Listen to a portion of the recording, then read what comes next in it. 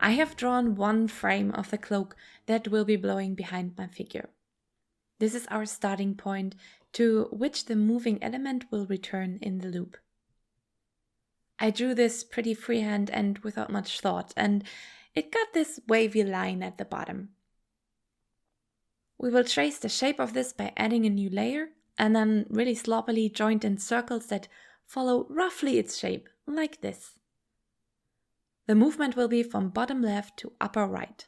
Now, the trick is to pay attention to the waves moving through the element. To keep track of that, we will use the circles and move them bit by bit into the direction our wind blows. This does not have to be neat and tidy, but you might want to keep these guides on a separate layer. This animation can work well if you go straight ahead, but I like to approach it with a bit more planning. I want the movement to be slow and not distract too much, so I decide to duplicate the frames of the hair and such and move them up, so ahead in my order. What that should do is these will loop twice.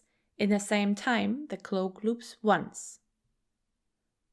This now has the advantage that I already can see how many frames I will have to fill, and it's easier to plan the placement of the circles. The movement is nice and steady into one direction, so there's no moving up and down, which means the circles can line up along this line like this.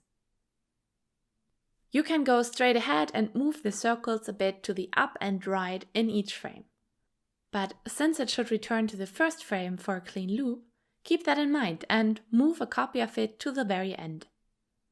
This will allow you to reverse engineer the circles from the end to somewhere in the middle of the second half to ensure a somewhat even transition.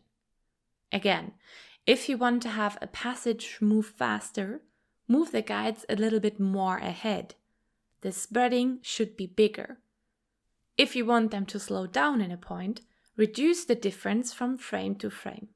And for an even movement, keep the difference consistent for each frame. Once you have these circles, you can draw the element wrapping nicely around the shapes of the circles, like in the first frame. The color blend mode for the secondary frames in your onion skin settings is your friend. This will make it less confusing to look at all these waves and circles.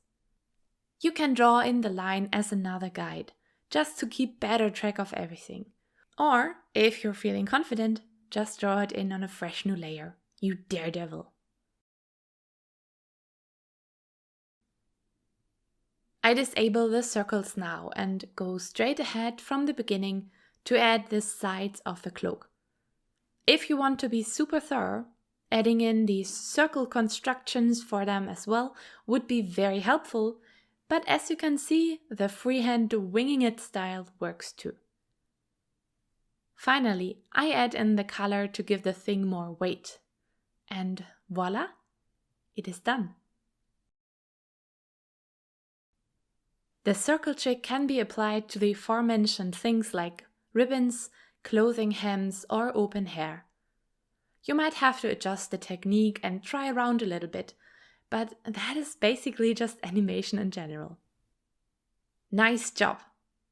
You can now add some final touches like overlaying textures, some foreground elements, shading, or a vignette, and then I will show you how you can export this beaut in the next lesson.